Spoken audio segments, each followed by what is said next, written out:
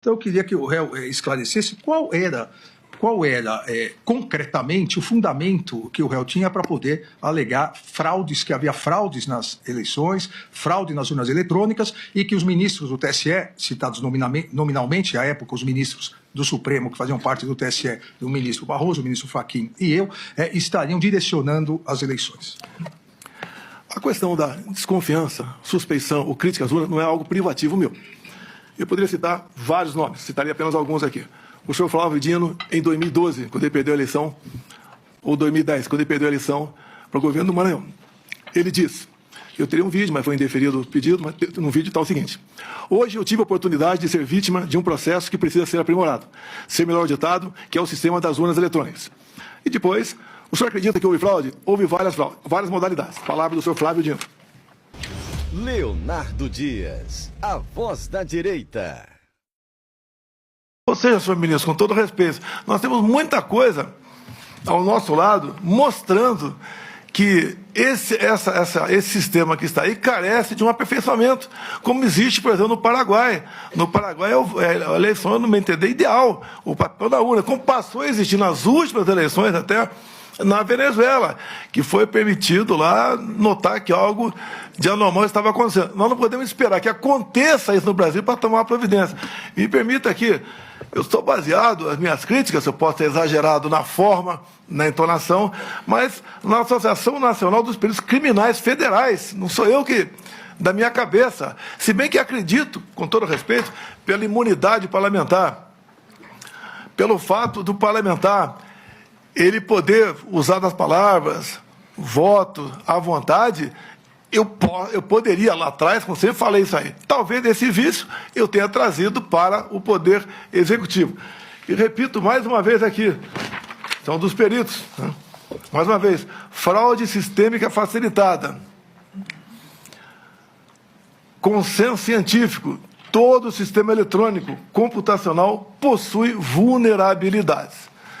A intenção minha não é desacreditar, sempre foi alertar para aprovar. Hoje o clima está tão esquisito, até dentro do parlamento, que quando se busca uma assinatura para uma PEC do voto impresso, o parlamentar tem medo de assinar a PEC. Tanto é também, senhor ministro, talvez o senhor esteja sabendo, um projeto de reforma eleitoral está no Senado Federal já na reta final. E lá tem um artigo que diz que todo aquele que duvidar, como eu duvidei aqui, do sistema eleitoral, pena 7 anos de reclusão. Eu acho que isso não é democracia, não é o que nós queremos. Nós queremos, com toda certeza, a Vossa Excelência quer e acredita no sistema. Tudo bem, a opinião do senhor, a minha opinião por lá de cá também.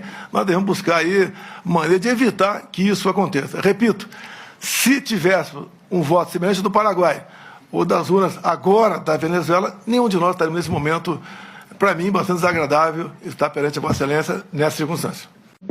Na semana seguinte ao segundo turno de 2018, foi instalado um inquérito, 1361, para apurar inconsistências, fragilidades do sistema eleitoral. E o inquérito começou a voar, a andar bastante rápido. Numa das primeiras páginas, o diretor de TI do TSE, o senhor José Janino, foi ouvido. E foi a primeira pergunta feita para ele é sobre a atuação dos hackers lá dentro. E ele responde que eles estiveram de abril até o final do segundo turno dentro dos computadores do TSE. Obviamente, a entrada era por TRS outros, mas foi a resposta do diretor de TI, José Janino, que estiveram lá dentro. A segunda resposta que o José Janino respondeu a um questionamento é que eles haviam capturado as senhas de um ministro, posso falar o nome dele? Por favor. Né? Sérgio Banhos e 5 diretores outros. Quer dizer, além do hack estar lá dentro, ele teve que sequestrar a senha de um ministro e 5 diretores. E a terceira pergunta foi respondida meses depois, não para o senhor José Janino, mas para o outro servidor. Mas lá atrás foi pedido ao senhor José Janino os logs, que podiam ser entregues no dia seguinte. Levou aproximadamente 9 meses, e a resposta foi que o log havia sido inadvertidamente apagado. Tanto tempo para responder isso. Isso tudo, senhor ministro, no meu entender, não entendo quase nada de informática, são medidas que estimulam, tá, o que poderia até ser fake news contra o sistema eleitoral brasileiro. Essas respostas sendo mais rápidas, né, e precisas, como esse inquérito está aberto até hoje, poderia dirimir essas dúvidas. Esse inquérito 1361 está em aberto até hoje, está em São Paulo, e Vossa Excelência, né, eu acho que foi após aquela live minha, que era um inquérito ostensivo, Vossa Excelência classificou como confidencial. Então, aí ficou realmente uma preocupação grande da nossa parte. Não vou sugerir nada a quem quer que seja aqui, mas acredito que, dado o que vem acontecendo de reclamações por ocasião das eleições, para o bem da democracia, seria bom que algo fosse aperfeiçoado para que não pudesse haver qualquer dúvida sobre o sistema eleitoral. Se não houvesse essa dúvida, com toda certeza, nós não estaremos aqui hoje. A discussão sobre esse assunto já começou sem força, de modo que nada foi à frente. A ideia que alguns levantavam seria um estado de sítio, por exemplo. Até ouvi o ministro Fux questionando o coronel Cid aqui, se foi assinado ou não. Estado de sítio, né, como reza a nossa Constituição. Primeiro, o senhor tem que ter um fato, obviamente, né? E depois convocar os conselhos da Defesa e da República, coisa que não foi feita. Então, quando alguns falam que foi dado o início é a convocação dos conselhos. Quem compõe esses conselhos? O presidente da Câmara, o presidente do Senado, o líder da maioria na Câmara e no Senado, o líder da maioria, indicados pela população, alguns ministros. Ninguém foi convocado para participar de um possível início de uma proposta de sítio. E vamos supor que tivesse sido convocado. O presidente encaminharia uma mensagem para o Congresso pedindo autorização para assinar um decreto. Então não existe a possibilidade que era o presidente assinar o decreto, porque tal comandante de força não queria, outro queria. Não existiu isso aí.